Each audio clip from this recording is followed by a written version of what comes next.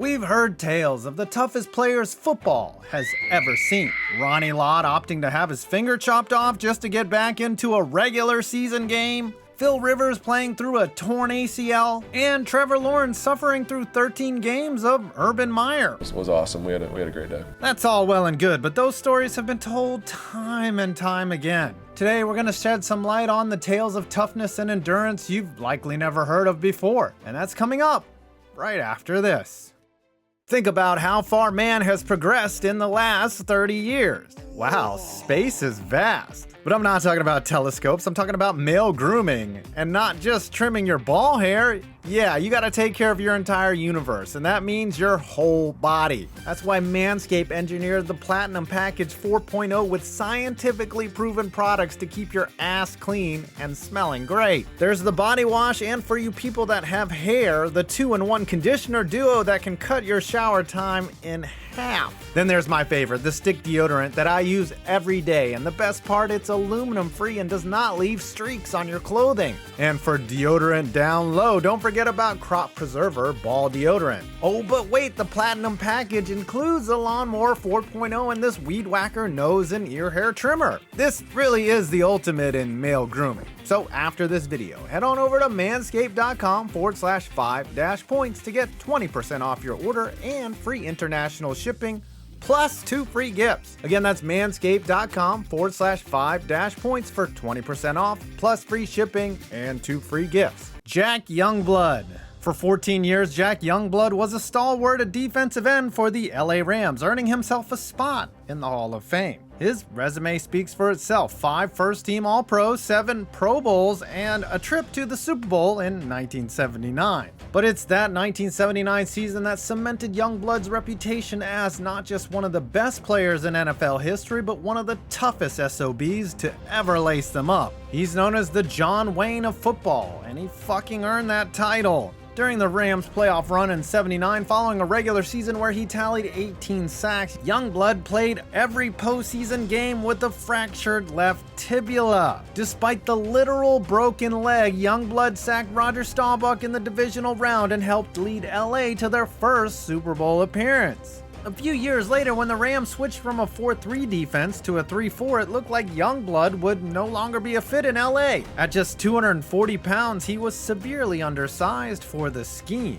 But he didn't care. Moving inside against much bigger guards, he notched double 20-sack seasons from 1983 to 1984. He did it all, and just like a slut, his best ability was his availability. In a career that spanned a decade and a half, Youngblood played in 201 straight games for the Rams, missing just 1 game at the end of his career. I wonder what it took for him to miss that game. He played through a broken leg, through a blood clot, and even an altercation where Youngblood had a .44 Magnum pointed at his face. Yes, in his autobiography, Youngblood wrote that a would-be assailant brandished a weapon at him and pulled the trigger, but the chamber was empty, saving his life. Jack Youngblood was an Iron Man in a sport and a position that chews players up, and he did it at the highest level. So when somebody says break a leg before a big event in your life, think about Jack Youngblood and go level some dumbass. Rocky Bleier. Steelers running back Rocky Bleier suffered a career-threatening injury in August of 1969. Here's the catch: it wasn't in a football game. You see, Bleier was a 16th round pick by the Steelers in 1968, played out his rookie season, and was drafted a second time by the U.S. Army. Bleier should have been toting the rock, but instead he was carrying an M79 grenade launcher in the rice paddies along the southern coast of Vietnam. While on patrol, Bleier's platoon was ambushed and he was hit by enemy fire and shrapnel from a grenade. He took a bullet in the left thigh and lost part of his foot in the blast. You might expect being brutally wounded in combat might exclude a man from returning to professional sports, but that wasn't the case for Bleier after a letter from Steelers owner Art Rooney prompted his return following an obviously lengthy recovery. Yeah, that part where he was like missing part of his foot. Bleier spent the 1970 season on injured reserve, weighing just 180 pounds and unable to walk without pain. A year later, he was back to mostly full strength. He was part of 4 Super Bowl champion teams in the 70s, even rushing for 1,000 yards in '76 at the age of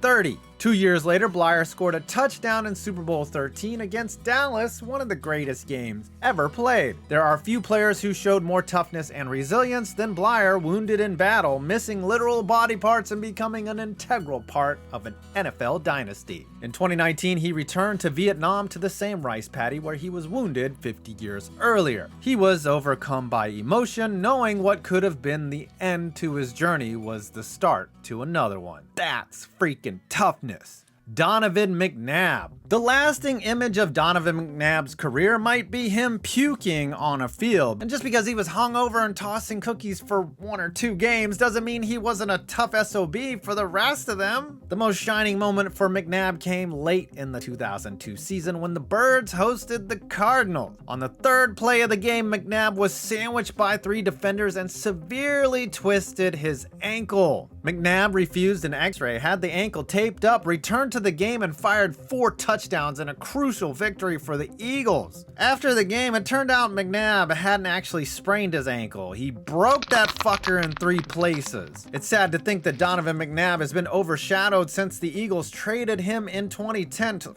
Redskins, but he's still the best quarterback in Eagles history. Yes, better than the guy with 3 legs that won them a Super Bowl. McNabb led the team to 5 appearances in the NFC title game, made 6 Pro Bowls, and most impressively of all, managed to get Eagles fans to like him, for a while at least. Dan Pastorini. When your toughness necessitates the use of military-level protection, that's how you know you're one of the saltiest, grittiest players to ever throw a football. Dan Pastorini may not have lit up the stat sheet, but he exhibited a level of grit that you might not expect from a flaxen-haired California boy. Like David Carr, he was saddled behind an awful offensive line in his early career in Houston. That all came to a head in the 1978 season when Steelers defensive tackle Steve Furness slammed Pastorini right in the side, breaking 3 ribs and rendering him motionless on the hard ground for a full 5 minutes. Pastorini heard the cracks, got an x-ray, and traded his pads for a hospital gown. Laying in bed, Pastorini was sure that his season was over until a couple guys showed up. One of them carried a brown paper bag, the other a baseball bat. Pastorini thought they were there to beat him to death. Not quite, they were there to save his season. Byron Donzies removed a flak jacket from the paper bag and put it on Pastorini's torso. The other man swung the baseball bat and hit him 4 times, but he said he barely felt a thing. Pastorini got the point, and he was sold. What's even crazier is Donzies worked in an army lab, and his goal was to armor football players like they were soldiers. The injured QB was one of his first subjects. Pastorini donned the flak jacket under his jersey and was protected by a combination of Kevlar and strategically placed air pockets that took the brunt of hard hits that might have otherwise collapsed Pastorini's lungs. And killed him until he died from it. After just 3 weeks, Pastorini returned to his starting role with the Oilers and guided the team to a wild card victory over the Miami Dolphins, a divisional round upset of the Patriots, and finally a rematch with the Steelers in the AFC Championship game. The Steelers won handily, and even some guy named Rocky Bleier scored a touchdown for Pittsburgh, but Pastorini showed his mettle even in defeat. All throughout the playoffs, defenders targeted his ribs because why the fuck not? And today, Dan Pastorini actually sells ribs, which is hilariously ironic. And now for the toughest SOB I could find, Chuck Bednarik. This effing game is over. That's what Eagles legend Chuck Bednarik told Frank Gifford after forcing a game-sealing fumble against the Giants in 1960. It's known in NFL lore simply as the hit. Bednarik was known for bone-crushing hits as a linebacker, but that was far from his only contribution. He also started on offense at center, and on both sides of the ball, he excelled. He even punted at times, sealing his legacy as a true 60-minute man. He wasn't just a jack of all trades, he was a master of them all. Bednarik was an All-Pro 10 times in his career and was part of just about every NFL anniversary team there is. He missed just 3 games in his 14-year career that spanned 3 decades and 2 NFL championships for the Birds. Oh, and by the way, all this on-field stuff isn't shit compared to what he did in World War II. From 1942 until the end of the war, Bednarik flew over 30 combat missions over Germany and earned multiple medals for his heroism. The man known as Concrete Charlie set a standard in toughness that few have ever matched. Some players have played both ways, but did they fly a plane into combat? Also, Bednarik had a full-time job selling concrete. Yeah, the Concrete Charlie nickname wasn't just about his toughness. He literally sold concrete. And on top of all of that, just look at this OG picture of him smoking a damn cigar and a cigarette at the same time. That's toughness.